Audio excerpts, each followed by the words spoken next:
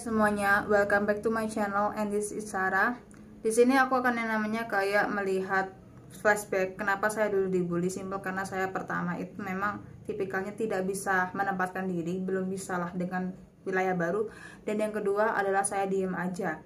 Nah itu kan konteksnya sekolah, kuliah, bahkan kerja teman-teman. Saya pada waktu bekerja saya nggak pernah yang namanya dibully. Tapi gue pernah yang namanya merasakan bullying itu di mana di tempat healing teman-teman ya, di tempat spiritual. Bayangin loh, orang-orang spiritual aja, orang-orang yang bekerja sebagai penyembuh aja bisa membuli orang gitu loh teman-teman ya.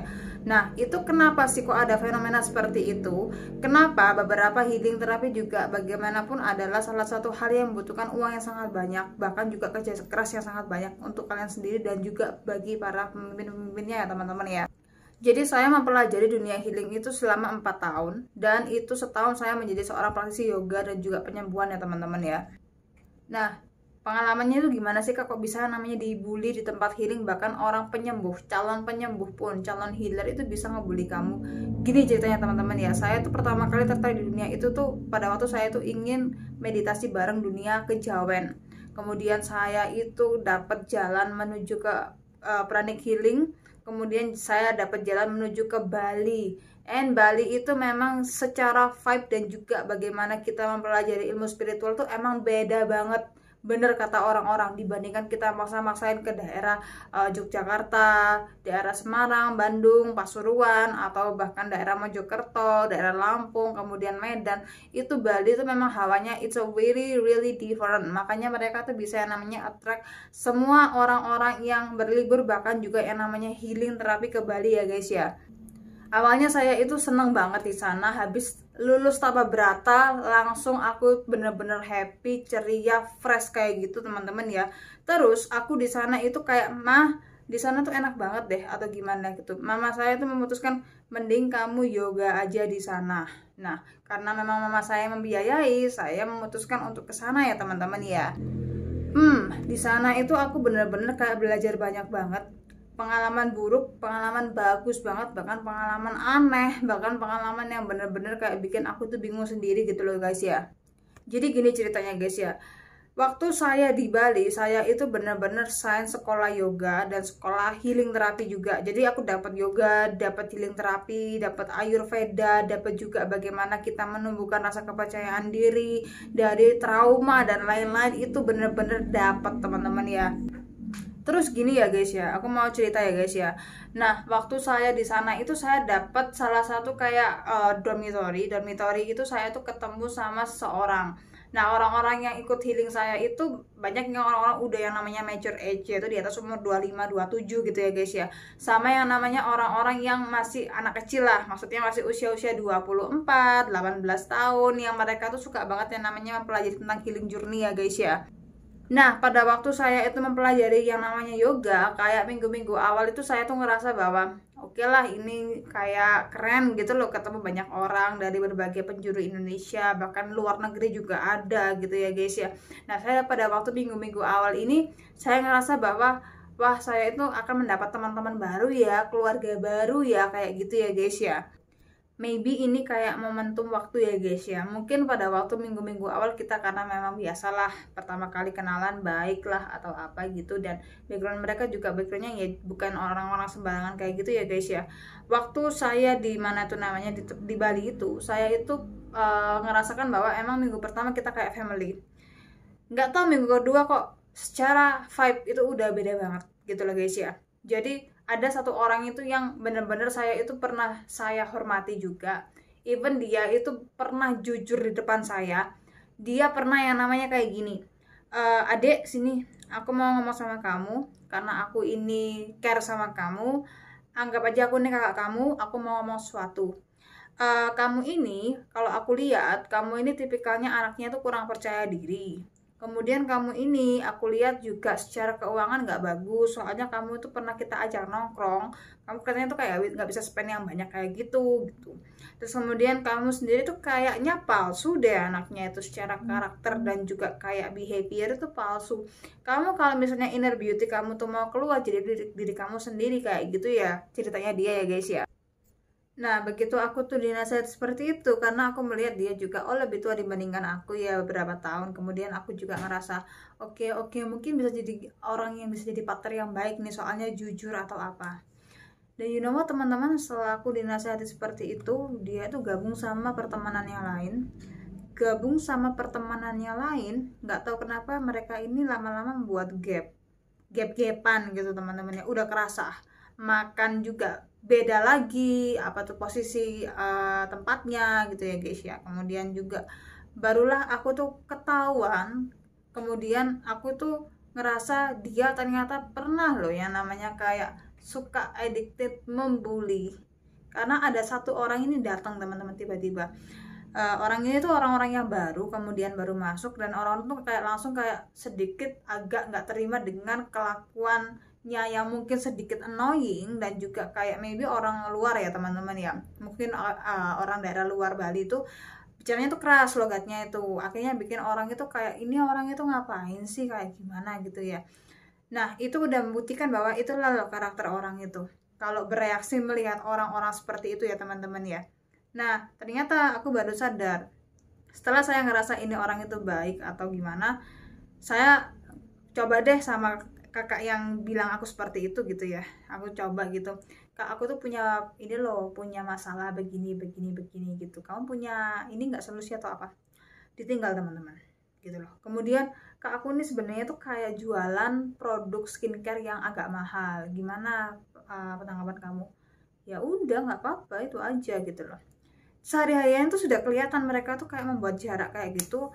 Bahkan yang paling aku sesalkan dan paling aku lihat itu sangat miris adalah dia sama-sama kayak mensuplai teman-temannya yang dia buat game ini untuk tidak menyukai aku, bahkan mau ngebully aku gitu. Karena apa? Karena salah satu teman-temannya yang deket itu aku panggil, halo kak apa kabar, apaan sih loh. Nah, kayak gitu ya. Itu padahal ahli-ahli yoga, future ahli yoga atau future penyembuh ya, teman-teman ya. Kemudian juga apa tuh namanya? Kak, apa tuh namanya? Beli makanan di sini tuh harganya berapa sih? Misalnya ada teman gitu ya dari daerah mana gitu ya, kasih makanan ke kita, kayak kacang atau apa gitu ya. Berapa ya harganya ini ya, Kak? Ya, kok aku pengen ya. Ada temennya ini yang bilang, kamu kok tanya harga sih, kayak nggak sopan banget atau apa. Padahal aku pengen tahu itu mereknya apa, harganya berapa, kalau just tip berapa gitu nggak sih teman-teman ya. And that is really kayak udah red flag banget. Dan yang paling tidak saya suka adalah ketika kita tuh melukat bareng teman-teman ya.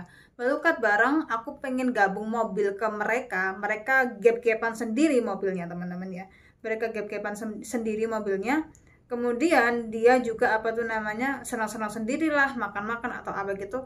Saya apa tuh namanya ditaruh ke tempatnya orang-orang yang diem kayak gitu. Berarti udah apa? Berarti udah yang namanya mereka udah bikin jarak nih sama aku gitu loh.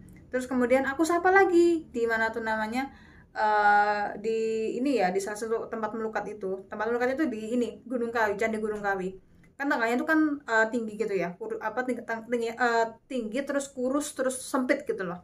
Nah beberapa teman-teman tuh kan ada yang nggak mampu untuk pendakian seperti itu, dan aku tuh ada yang nyapa, aku nyapa teman aku yang bilang nyapa kayak gini, bu semangat bu gitu tuh. Terus mereka langsung bilang diam loh gitu.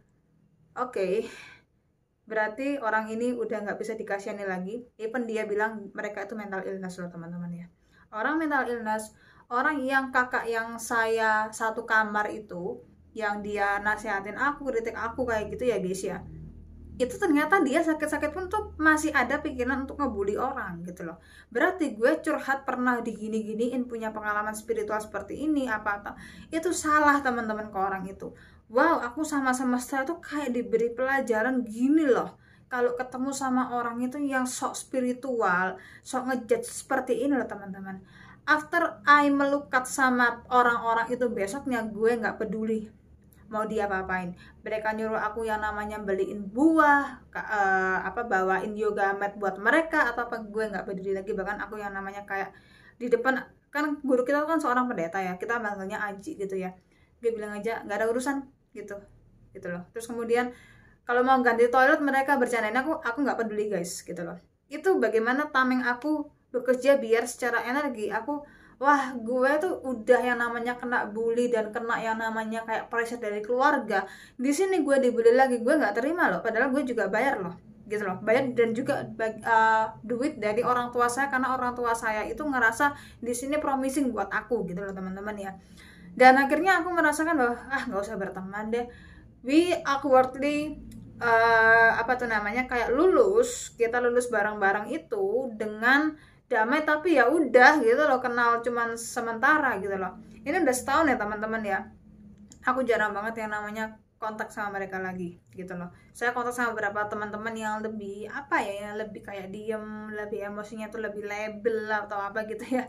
Tapi cuman gini ya, ternyata seperti itulah loh, dunia bullying itu sampai mereka tua itu nggak akan ada habisnya gitu teman-teman. Itu adalah challenge bagi aku gitu loh. Jadi oh, dunia spiritual ternyata ada bullyingnya ya teman. Orang-orang yang mengaku dia pernah yang namanya ke India, pernah ke Australia, pernah ke Jerman, pernah ke mana-mana, ternyata mereka tuh dari pengetahuan segede itu nggak bisa yang namanya rasa toleran yang besar. Padahal orang-orang yang cerdas secara spiritual dan juga cerdas secara IQ atau EQ, pasti mereka toleransinya besar teman-teman ya. Even di satu tempat itu ada seorang yang autis usia 30 tahun, itu dia nggak tahu mau ngapain, itu aku tuh aja tuh ngerasa kasihan gitu loh, ini orang itu gitu loh, kayak gitu loh. Jadi oh begitulah orang itu ya, secara emosional kalau tidak bagus itu ya seperti itu ya guys ya.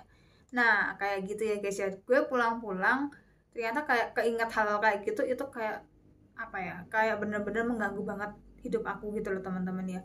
Gimana aku mulai dari nol lagi kalau misalnya aku bertemu sama orang-orang seperti ini. Itu adalah bullying pertama aku di sepanjang aku berusia dewasa, usia produktif itu adalah itu teman-teman ya gitu loh. Bahkan lucunya pada waktu sebelum kita graduation yoga itu, kita pernah yang namanya dilabrak seorang bule, orang asing, tetangganya dari tempat healing itu teman-teman ya, yang ngerasa kita tuh kayak mengganggu anaknya dengan musik-musik yang keras lah atau apa kayak gitu ya guys ya. Nah, hal-hal yang seperti ini seharusnya kita benar-benar harus bisa yang namanya mentoleransi. Kalau nggak semua orang itu baik, secara pure itu baik, itu nggak semua teman-teman.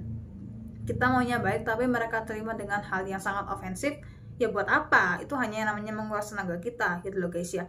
Apakah aku bisa yang namanya menjadi seorang healer? Untung aja ada yang namanya healing jarak jauh, makanya kita nggak bisa yang namanya kayak terkontaminasi dengan hal-hal seperti itu ya guys ya. Which is itu sangat mengganggu banget kalau kita misalnya bukan seorang profesional kayak dokter atau seorang pendeta sekalipun. Jangan sampai kalian coba-coba untuk ikut-ikut menyembuhkan orang kayak gitu kalau dia benar-benar nggak trust sama kamu. Itu yang namanya bullying di dunia healing terapi ya guys ya. Nah cerita lagi, setelah saya lulus saya bertemu dengan berbagai macam orang-orang yang bekerja di bidang seperti itu. Rupa-rupanya teman-teman ya, ya banyak cerita teman-teman ya, banyak orang-orang itu yang they're professional in the work, tapi kalau diajak ngomong nggak asik. Dia ada yang benar-benar nggak profesional tapi dia benar-benar sangat care, itu ada orang itu yang nggak bisa terus yang namanya kayak diberi pelatihan atau apa atau healing terapi, tapi dia benar-benar kayak tahu bagaimana caranya nolong orang lain itu gimana tuh tahu teman-teman ya. Itu aneh banget, tapi itulah yang namanya dunia spiritual gitu loh guys ya. Nah apakah saat ini saya benar-benar kayak mending aku itu kayak ini aja nggak sih, berhenti dalam dunia spiritual nggak sih gitu loh. Kalau saya pikir-pikir lagi sayang gitu loh, sudah 4 tahun gitu loh teman-teman aku tuh mendalami hal kayak gitu ya. Kalau diberhentikan kan juga nggak ini kan, nggak fair gitu kan bagi jiwa aku sendiri, kasihan jiwa aku sendiri gitu teman-teman ya. Nah maka dari itu setelah saya melihat hal kayak gitu, saya ngerasa itu saya tidak takut lagi sama yang namanya bullying. Saya tidak takut lagi sama yang namanya kayak omongan orang-orang dari luar itu kayak gimana tentang saya. Dan saya juga yang namanya tidak takut memulai lagi dari awal, misalnya dalam hal bisnis atau dalam yang namanya hal pekerjaan baru. I really not afraid if itu memang secara vibe itu enak gitu aja sih teman-teman ya. Nah apakah kita itu gini kak, misalnya kita tuh yang namanya mau memilih tempat healing biar nggak dibully, gimana? Jangan sering-sering cerita, itu aja sih. Jangan sering-sering overtelling gitu. Jangan sering-sering juga karena kita punya pengalaman banyak kemudian kita ngebanding-bandingin sama teman-teman kalau kita tuh paling hebat sendiri di dunia itu juga jangan ya guys ya. Itu benar-benar kayak lo akan dapat karma loh di Bali itu. Bali itu tempatnya karma itu paling cepat itu Bali gitu loh. Gitu guys. Nah, itu aja yang dari aku ya teman-teman ya. I hope you love my story. Terus kalau kalian misalnya apakah sama orang bule itu lebih aman? Jawabannya enggak teman-teman ya. Ya tadi tuh karena memang ada masalah rasial, rasisme, kemudian juga beberapa hal karena biaya dan juga pajak-pajak yang kita harus bayar juga lebih tinggi, makanya mending lokal itu lebih bagus loh. Apalagi penemu orang Bali kan ya juga orang Indonesia gitu loh, bukan orang bule. Bule itu kan mungkin mereka penyemarak suasana gitu ya teman-teman ya, tapi kalau orang Indonesia ya sudah orang Indonesia teman-teman. Itu aja sih dari aku. Kalau kalian misalnya yang namanya ingin memilih tempat healing, riset dulu teman-teman ya. Kemudian ya itu, kalau ketemu sama orang lain, don't overtelling and don't to be more active ya teman-teman ya. Gak semua orang itu menerima kamu itu orangnya aktif, orangnya bener-bener kayak punya courage dan punya yang namanya kayak curiosity yang tinggi. Itu gak semua, kadang-kadang orang-orang itu ya juga melihat itu sebagai hal yang menyebalkan. Tapi jangan takut kalau memang itu jati diri kamu ya guys ya. So thank you so much for watching my channel and see you again, bye bye.